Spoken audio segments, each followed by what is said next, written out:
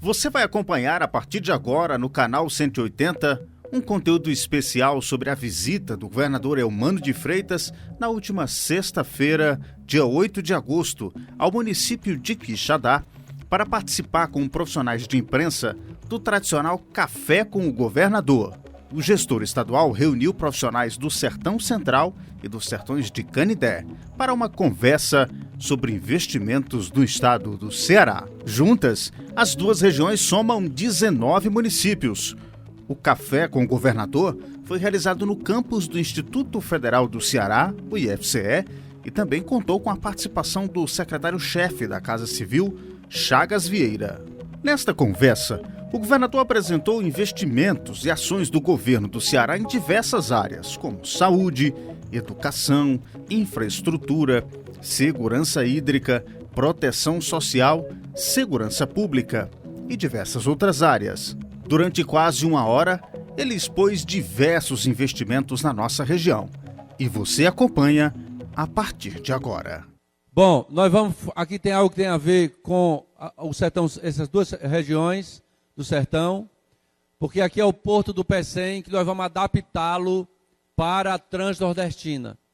Nós vamos fazer, estamos em licitação, o dinheiro já está na conta, porque é de uma operação de crédito. Nós vamos fazer um investimento de 675 milhões no Porto do Pecém, porque deve chegar no Pecém algo em torno de 9 milhões de toneladas de soja e milho. E, portanto, essa soja e milho vai passar por aqui. Quem for criador de ave, de suíno, de gado leiteiro, vai ter acesso a esse milho e soja mais barato. Mas é tanto que vai ser levado para o Pecém para lá ser exportado. Então nós precisamos adaptar o porto para num belo dia o navio encostar e ser milhões de toneladas de exportação. Bom, aqui é a Transnordestina, que por parte vocês já conhecem. Nós devemos agora em setembro, até final de setembro, nós devemos anunciar os dois últimos trechos que não estão em obra, que é o trecho que vai de Baturité até Guaiúba e o trecho que vai de Guaiúba até Caucaia. E com isso nós temos todos os trechos em obra e concluímos provavelmente em primeiro trimestre de 27. É o que está programado pela empresa. A empresa fala que nós vamos chegar, vai aumentar o número de trabalhadores nos trechos que estão em obra, inclusive aqui, e vai ampliar essas duas frentes. Nós vamos chegar, talvez, começo do ano que vem, com 8 mil trabalhadores na obra da Transnordestina. 8 mil empregos diretos. Só aqui no Quixadá, quando eu visitei a obra, tem uma cozinha oferecendo comida e café, tem 200 pessoas trabalhando na cozinha para fazer comida para os operários, que é o indireto. Isso não está na conta. 8 mil é só trabalhando na ferrovia. Para a gente ter uma ideia, esse trem é mais ou menos... Eles falaram para mim, eu aprendi que era 240 carretas. Dias atrás eu vi na imprensa eles falando em 380. 380 carretas é uma viagem do trem. Para a gente ter ideia da dimensão da obra que nós estamos falando, para fazer essa ferrovia hoje, precisa de 15 bilhões de reais. Com os 6 bilhões que nós desenhamos com o presidente Lula, a obra é concluída. Aqui é o Porto Seco, lá em Xeramubim, que nós já tivemos lá a ordem da pedra fundamental. Aqui são as estradas que nós temos no estado inteiro. Nós temos obras em andamento. Nós temos 60 quilômetros aqui de estrada novas. Nós temos lá o Monumento de São Francisco, que está concluído lá em Canindé. Nós temos 7 escolas novas em construção e dá 85 milhões. As nossas escolas que estamos fazendo para a nossa juventude, eu não tenho nenhum medo de errar. Se vocês, jornalistas, tivessem assim, eu vou fazer hoje uma comparação. Eu vou entrar numa escola que o governo do Estado está concluindo no governo do governador Eumano. E vou escolher qual é a melhor escola privada que tem no meu município. E vou olhar as duas estruturas. A melhor privada, particular, e a estrutura da escola pública do Estado, que o Estado está construindo e está entregando. eu não tenho medo de errar, que vocês vão dizer, é no mínimo igual. Melhor do que a nossa, é muito difícil ser. Cada escola custa mais ou menos de investimento para construí-la de 10, 12, 13 milhões. Por isso dá 85 milhões para a construção da escola, todas com sala de aula, com laboratório de informática, com laboratório de física, com laboratório de química, com laboratório multiuso e com equipamento nesses laboratórios, né? Que é muito importante destacar. E nós estamos aqui com restauração, uma das obras é Canindé Santa Quitéria, que nós queremos restaurá-la, que é uma estrada importante para a nossa região do Sertão. E temos aqui, em parceria com os municípios, 272 milhões nessa obras de estradas. Aqui são obras de pavimentação, às vezes de estradas que eram vicinais ou recuperação. Aqui o projeto Malha d'Água, que eu considero um dos projetos mais importantes do nosso governo. É água tratada, nesse primeiro momento, para 9 municípios, 38 distritos, e é a água tratada com a tecnologia mais avançada do mundo. Nós fomos buscar o material que é no Japão, material de aquilo que a CAGES pesquisou no mundo, porque a água é do açude de Banabuiú e precisava ter uma capacidade de ultrafiltragem dessa água. Quem teve a oportunidade de passar no Banabuiú, é uma caixa d'água que cabe 16 milhões de litros d'água, de água tratada. Ela aguenta 2 dias, se der algum problema, tem 2 dias para resolver a manutenção, porque por 2 dias a caixa d'água aguenta abastecer os 38 distritos e as 9 cidades. E é um investimento de 640 milhões. Isto aqui é obra em execução. Eu já vou agora, dia 12 ou é dia 18, não estou lembrando agora. Nós já vamos entregar a água no Banabuiú, a água em distrito de Solonópolis, já vai chegar, a água já chegou em Milhã, então nós já vamos começar a entrega. E tem uma fase muito importante, nós estamos negociando de empréstimo, que é para também fazer a garantia de segurança hídrica para Quixadá e Quixeramobim, que é muito importante pelo tamanho que essas cidades têm. Aqui, além do Malha d'Água, que é dessa região, nós temos a duplicação do eixão das águas, que é dobrar a capacidade de água que vai do Castanhão até Fortaleza. Ele hoje leva 11 mil litros por segundo, ele passará a levar 22 mil litros por segundo. O ramal do Salgado também é da transposição de São Francisco, porque ele encurta 150 quilômetros, que a água ia por dentro do rio, ele agora vai por dentro do canal, diminui a perda de água. Também já está em obra. A duplicação do eixão, a previsão é concluir até final do ano que vem. O ramal do Salgado, quem está executando é o governo federal, não somos nós, mas já tem pelo menos 10% da obra realizada. E o cinturão das águas, faltam 2 trechos ser concluídos, sai lá do Jati, levando até Nova Olinda, cortando o Cariri. Faltam 2 trechos, nós vamos concluir um agora, esse ano, e o outro nós terminamos no ano que vem. Então nós vamos, enfim, entregar o cinturão das águas ao povo do Cariri. E aqui é o valor dos investimentos nessas obras.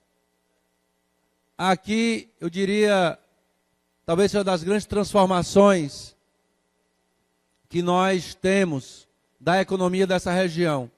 Esta região produz 245 milhões de litros de leite ano. Essa região produz mel. E o Ceará já é o segundo maior produtor do Nordeste, perdendo apenas para o Piauí, por enquanto. E nós temos 14 mil estabelecimentos com criação de ovinos e caprinos. Com uma coisa importante, essa semana nós recebemos do governo federal a autorização de certificação pelo governo do estado, e isso já tem 2 grandes frigoríficos querendo se instalar no Ceará. É possível até que essa região seja a região de interesse deles para exportação de ovino e caprino.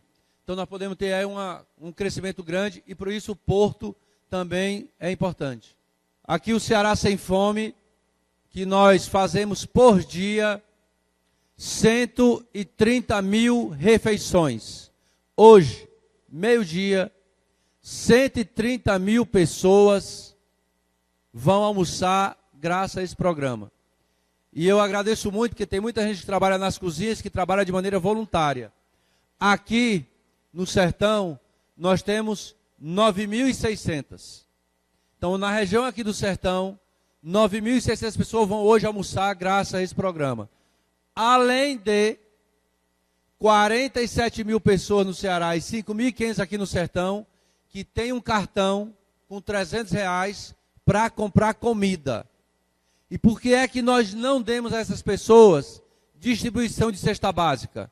Porque nós queremos que ela pegue o cartão e compre no comércio do Quixadá. Eu quero que ela pegue o cartão e compre no comércio do Quixaramubim. Porque se eu dou a cesta básica, eu ia fazer uma grande licitação, um grande ia vender e ia entregar. Assim não. Assim o comércio local é beneficiado, e quando o comércio local é beneficiado, o emprego do local está sendo beneficiado. Por isso a decisão foi fazer dessa maneira. E para a gente ter dessas famílias, 3.000 nós já conseguimos colocar no mercado de trabalho com carteira assinada. Então nós estamos agora num trabalho de qualificação, lá daquele programa de crédito, com o Sebrae, capacitando pessoas dessas famílias, e em acordo com supermercados, com empresas, para arrumar emprego. Então a gente ou empresta dinheiro para ela botar um pequeno negócio, ou a gente vai atrás do emprego.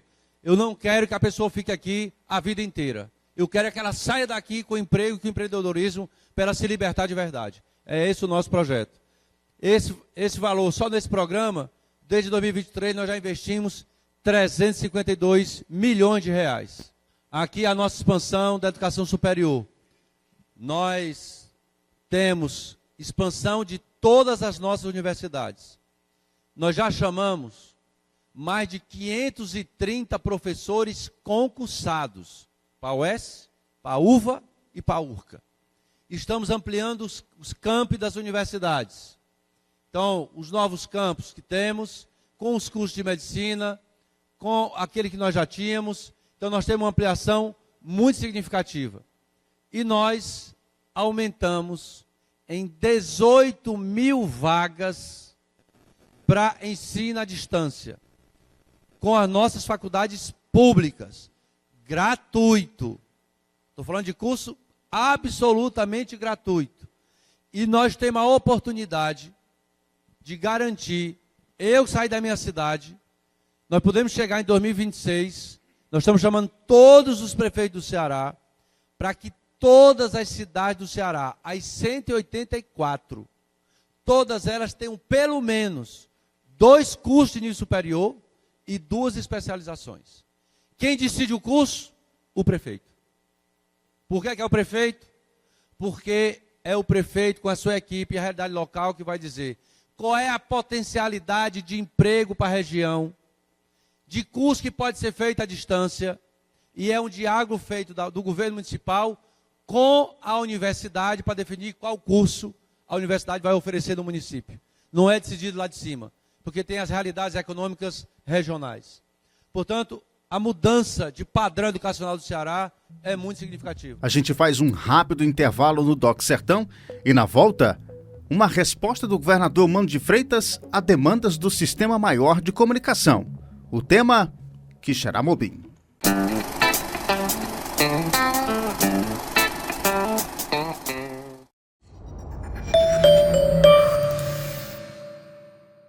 Sertão é luta, é força, é garra. Sertão é, acima de tudo, a essência verdadeira de um povo que sabe o que é fazer das tripas coração.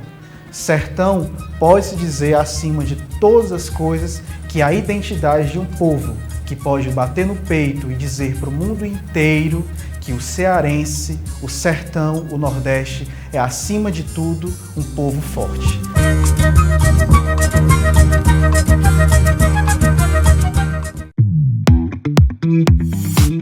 Sabe esse sorriso aí? É de felicidade. Por que tanta alegria? Fomos eleitos a melhor por quem mais interessa, os nossos clientes. Pela 6ª vez. Pode comemorar, o Hexa é nosso. BrisaNet, eleita 6 vezes a internet líder em satisfação do Brasil.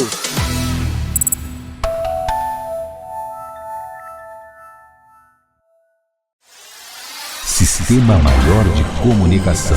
O orgulho de ser do Ceará. Mais segurança nas ruas para proteger os cearenses. O governo do Ceará trabalha todos os dias para combater a criminalidade em todo o estado. Já são mais de 3.000 novos profissionais de segurança e mais de 2.000 novas vagas em concursos para delegados e investigadores da Polícia Civil e para a Polícia Militar e Bombeiros. A estrutura também cresceu. Novas bases do raio, mais delegacias e viaturas reforçando o policiamento nas ruas. Foram entregues cerca de 3.900 armas e mais de 12.000 equipamentos para apoiar as operações no dia a dia. E com o programa Meu Celular, cerca de 9.000 celulares já foram recuperados. É um trabalho estratégico com inteligência, tecnologia e novas operações. O governo do Ceará não para e segue firme trabalhando para combater a criminalidade e proteger os cearenses.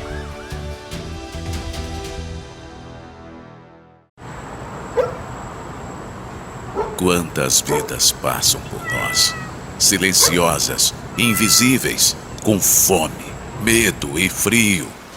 A Associação São Lázaro de Proteção Animal luta todos os dias para dar voz e dignidade aos animais abandonados em Quixeramobim, mas ela não consegue sozinha. Seja luz na vida de quem só conhece a escuridão. Doe, participe, faça a diferença. Pix 56 184 574/0001-11, contato 88 99295 6068. Eles não precisam de tudo, só precisam de você. Realização: Associação São Lázaro de Proteção Animal e Fundação Canudos.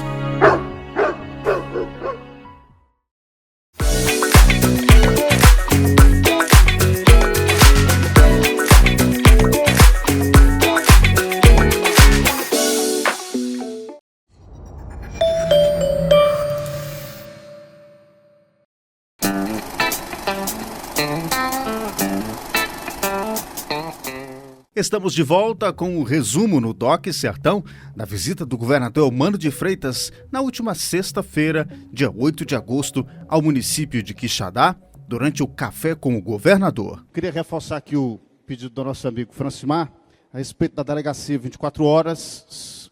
É possível nos dar alguma previsão? E outras duas coisas em Quixeramobim. Primeiro é o Parque de Exposições. O que acontece com essa obra em Quixeramobim que ela não anda? Qual é a dificuldade do Parque de Exposições? E o campus da UES, para o curso de Medicina. Como é que vai ser essa construção lá? E agora, uma pergunta sobre a chegada da Transnordestina. Como é que o Estado está se preparando para que os municípios do Sertão Central recebam esse investimento? Eu digo na infraestrutura, no oferecimento de serviços e até mesmo na preparação de mão de obra para o mundo que a gente está esperando receber na nossa região. Porto Seco, o senhor bem sabe, já negocia com grandes empresas, a Vibra, Mercado Livre e várias outras importantes empresas, tanto na mineração aqui em Quixadá, como também em outros serviços em Quixeramobim. Como é que Quixadá se prepara para receber a Transnordestina? Como é que Quixeramobim se prepara para receber esses investimentos em infraestrutura e também no oferecimento de mão de obra para esses importantes investimentos que vão chegar aqui no Sertão Central? Era essa a minha pergunta. Bom, a nossa programação é para a convocação do concurso de delegados e investigadores de oficiais de justiça. O nosso concurso é para 120 delegados e 500 policiais civis. Esse contingente é que nos permitirá avançar e, efetivamente, Quixeramobim precisa, pelo tamanho que a cidade nós precisamos ter um avanço em delegacias 24 horas. Fundamentalmente, o desafio para isso é efetivo. Tá? Segundo, Estênio, o Parque de Exposições, primeiro, preciso reconhecer de que o Parque de Exposições nós encontramos dificuldade, primeiro no terreno, nós tivemos problema com a empresa houve uma rescisão do contrato, nós resolvemos o problema do terreno, desapropriamos o terreno, estamos relicitando e devemos dar o serviço daqui algumas semanas, espero eu. Minha expectativa é que a gente possa retomar. Então, nós já temos acho que não me engano, 30% realizada da obra. E agora vamos poder retomar com intensidade, como eu falei, rezando, pedindo a Deus que seja uma boa empresa, a gente não volte a ter o problema que nós tivemos com outra. Só para ter ideia, dias atrás nós tivemos uma licitação, a primeira ganhou, desistiu, a segunda não quis, a terceira não quis. Nós estamos negociando com a quarta. Então eu fico, às vezes, tendo que pedir a Deus para iluminar algumas pessoas e não criarem problema na licitação, né? Uma obra que é, sei lá, 10 milhões, o cara diz que pode fazer com 7. Aí quando ele vem assinar o contrato, não, eu quero dizer a você que não dá para fazer com 7 não. Mas meu amigo, foi você que disse que dá para fazer com 7. Não fomos nós não. Nós avaliamos que a obra era 10. Você chega lá na licitação e diz que faz com 7. Aí eu só posso contratar o segundo por 7. Aí imagina como eu vou explicar isso para o povo, como é a situação. E eu espero que vocês às vezes também nos ajudem quando essas situações acontecerem, de poder ter essa informação correta, né, para o nosso povo. A questão do campus de medicina, para nós é uma prioridade. Nós estamos nessa mesma lógica de assim que a gente fechar os outros, já começar as suas obras. E o Porto Seco, aí sim, na minha opinião, nós estamos a um projeto que está para ser levado nos próximos dias, feito pelo arquiteto e urbanista Fausto Nilo, pelo prefeito, porque eu imagino que nós vamos ter um desafio, primeiro, logístico, de estrada. Se eu imagino que eu vou ter 380 carretas em cima de um trem, e parte dessa carga vai descer dentro de um porto seco, ou dentro de armazéns, por exemplo, no Quixadá, alguém vai comprar lá, o trem vai trazer, o cara vai estar no armazém Quixadá, eu vou ter mais caminhões rodando nessa região, para levar para o Jaguaribe, para levar para o Maciço de Baturité, para levar para o norte, vai aumentar o tráfego de caminhões nessa região. Então, algo que está no nosso planejamento é o que nós vamos fazer de planejamento de melhoria das condições das estradas. Por quê? Porque a nossa CE ela é planejada para carga de um certo peso. Carga de carreta é para BR. Se a gente bota uma carga muito pesada na nossa CE, ela abre rapidamente os buracos. Então, nós vamos fazer reforço, definir quais as estradas nós vamos autorizar mais esses caminhões, para onde nós imaginamos que essas cargas irão. Então, é muito provável que eu precise ter uma estrada, Quixadá, Quixaramobim, Morada Nova. Morada Nova, Vale do Jaguaribe. Vai ter, porque a bacia do leite vai vir buscar a soja e o milho. Então, eu preciso ter uma estrada que suporte caminhão rodando, muitos caminhões rodando. Então, isso é um aspecto. O segundo é que, tanto Quixadá como Quixaramobim, provavelmente vão precisar de algum contorno no que diz respeito a essa entrada de caminhões, dependendo de onde está o Porto Seco, ou vão estar galpões. Isso vai haver com o planejamento urbano das cidades, que aí é a autonomia dos municípios, nós vamos ter que estar juntos para colaborar. E eu diria que a mão de obra é o excelente problema. Se tem uma coisa que eu adoro ter problema, é dizer, ter um emprego, eu preciso qualificar a mão de obra. Ruim é ter a mão de obra e não ter um emprego. Então, eu acho que é um desafio para a gente bom, e eu acho que a gente tem que ter a cautela de não colocar o carro na frente dos bois. Por quê? Porque eu preciso formar para o emprego que virá. Então, eu penso que nós temos que ter um recurso guardado para dizer assim, vai se instalar a empresa X. Ela vai fazer o quê? Vamos fazer. Vai ter uma distribuidora, vai ter no Quixaramobim, lá no Porto, uma distribuidora de combustíveis. Os profissionais que ela precisa são esses, com essas habilidades. Nós vamos formar para isso. Não, vai vir uma empresa da área de tecnologia para a região do Quixadá, então é com essa mão de obra. Nós vamos formar para isso. Para não acontecer da gente achar que é uma coisa, formar para essa coisa e a empresa ser outra. Então é só essa cautela que a gente deve ter, e a gente tem hoje no Ceará, seja com o Sebrae, seja com o Centec, seja com as parcerias com os empresários, com a própria FIEC, com o FEComércio, tem uma expertise, um know-how de formação que considero de muito boa qualidade. Então é definir exatamente o quê? Em todo o território cearense há uma aflição sobre segurança. A polícia do Ceará tem o 5º efetivo do país. Nós somos o 8º em população. E nós temos o 5º efetivo do país. E nós precisamos distribuir o efetivo onde o dado de violência é mais grave. Não tem como fazer um outro critério que não seja esse o mais justo. E por mais que algum município, aqui, acolá, tenha a situação de violência, o aumento será feito efetivamente a partir dos dados de violência que vamos registrando ou que a inteligência nossa detecte que vai ter uma ação de organizações criminosas. Queria destacar, acho que foi o José Cristo que falou disso, saúde e educação tem uma situação muito diferente de política pública para a segurança. Porque eu não tenho a escola, eu construo a escola, eu contrato o professor, nós capacitamos permanentemente esse professor e nós vamos resolvendo o problema. Não é assim na segurança. Eu contrato policial, eu armo policial, eu vou dar viatura blindada ao policial, eu aumento de 100 para 730 o número de profissionais na área da inteligência, eu estou comprando câmera de reconhecimento facial, nós estamos fazendo os investimentos, mas eu tenho um inimigo. E não é um inimigo qualquer. É um inimigo que só a Polícia Civil do Ceará já tomou dele 200 milhões de reais. De conversão, de carro, de imóvel, de dinheiro em conta. Quando eu somo tudo que a Polícia Civil do Ceará tomou do crime organizado nos últimos anos, nós tomamos dele 200 milhões.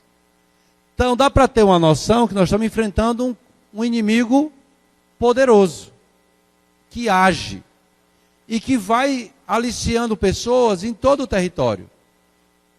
Então nós temos que ter política para a juventude, para ver se a juventude não, uma parte que vai, deixa de ir, para não ir para o crime, mas ela está lá buscando aliciar essa juventude. Então, nós vamos continuar, e eu sou convencido de que o efetivo da Polícia Militar do Ceará, ele é um efetivo de um tamanho razoável para o padrão do Brasil. O efetivo da Polícia Civil, não. Então, o esforço maior do nosso governo nessa etapa é aumentar em mais o efetivo de delegado e investigador da Polícia Civil. Por quê? Porque o crime, se a Polícia Civil está ali, a Polícia Militar está naquela área, ele vai arrumar e fazer em outro canto. Mas a Polícia Civil investigando, eu consigo ir desbaratando e tomando o patrimônio dele e asfixiando a organização criminosa. Porque não é aquele indivíduo. Se eu prendo o João, o crime vai e alicia o Pedro.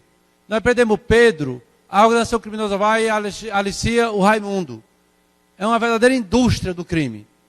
Então eu preciso ter uma polícia capaz de detectar os chefes e para prender esses chefes. E eu preciso ter um acordo efetivamente com o judiciário, que quando eu prendo essa pessoa, ela não seja solta. Nós precisamos ter esta conquista. E nós precisamos ter mudança de legislação. Nós temos efetivamente prisão de gente que tem 3 homicídios. E foi solta.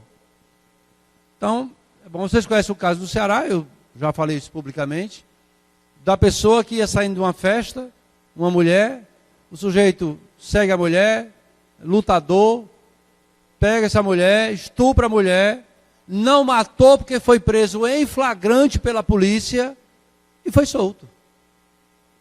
Então, nós temos uma ação que tem um limite. A nossa ação enquanto executivo é investigar o máximo, prender ao máximo e entregar à justiça.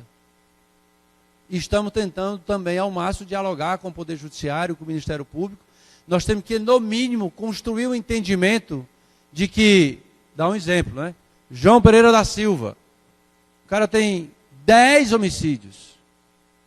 Ele não pode estar solto. Ah, ele é primário. Não me interessa nesse caso a primariedade, porque a reincidência dele, ou a vida pregressa dele, demonstra que ele não pode estar solto. Ainda que o primeiro julgamento dele não aconteceu, e tecnicamente eu sou advogado, e tecnicamente no direito ele ainda é primário, porque ele não foi condenado com sentença transitada em julgado, ele é primário, mas ele é absolutamente perigoso para a sociedade e ele não pode ficar solto. Este é um problema que nós temos que enfrentar no país. Então nós no Ceará vamos continuar fazendo a nossa tarefa de prender, buscar, né? E está vinculado ao que um colega aqui falou, da Delegacia de Xaramubim e a parte digital, o Conselho Nacional de Justiça proibiu que a gente faça a audiência digital ou a audiência virtual. Nós estamos negociando com o Poder Judiciário do Ceará, interpretando a resolução do CNJ, porque é evidentemente que eu ganho muito. E a OAB, que é a categoria que eu faço parte, que sou advogado, entende que nós podemos fazer. É evidentemente que uma audiência, uma pessoa que foi presa, está em uma delegacia, para ela ser ouvida, é importante que ela tenha a presença do advogado para ela ter o direito dela preservado. Então, nós estamos dizendo assim, nessa condição, era muito razoável que possa ter. Não é por causa da situação de Xaramubim, é porque você tem muito ganho. Se eu tenho alguém que é preso, em vez de eu ter uma viatura se deslocando, ele pode ser ouvido ali onde ele já está, por que eu vou ficar deslocando? Se eu posso ganhar tempo, se eu posso ganhar a viatura e resolver outro problema. Como nós, já há algum tempo, solicitamos a PM, que crime de pequeno potencial ofensivo, a polícia militar possa fazer. Vou dar um exemplo que vocês vão conhecer bem. Tem um distrito na cidade do Sertão. Aconteceu, está tendo uma possibilidade de confusão, uma discussão de som alto num bar do distrito. Polícia militar é chamada. A polícia militar tem que pegar a pessoa que está envolvida na confusão, botar na viatura, trazer para a cidade, esperar o delegado, ser ouvido as pessoas, o policial vai ser ouvido, porque ali está uma situação que o delegado tem que ouvi-lo, e a viatura está parada. E o que é que vai acontecer? Essa pessoa vai ser marcado para ela uma audiência do juizado especial. O que é que nós estamos propondo com o tribunal? É que a polícia militar, quando ela chega no distrito, é pequeno potencial, ela vai ter um tablet, ela vai fazer o contato com o juizado e a audiência está marcada ali. Você vai levar ninguém para a cidade. Está resolvido o problema. E a viatura vai resolver outro problema que ela vai estar sendo chamada. E não passar, às vezes, uma manhã ou uma tarde na delegacia ou nesse transporte da pessoa por causa de uma confusão de som alto, às vezes num bar, perto da casa de alguém. Então são situações como essa que nós estamos tentando resolver. E assim foi o Café com o Governador Eumano, na região do Sertão Central e também dos sertões de Canindé. Que outras iniciativas como essa também possam acontecer na nossa região. Aproxima o governo do estado da imprensa e favorece a transparência e aplicação de recursos públicos no nosso Ceará.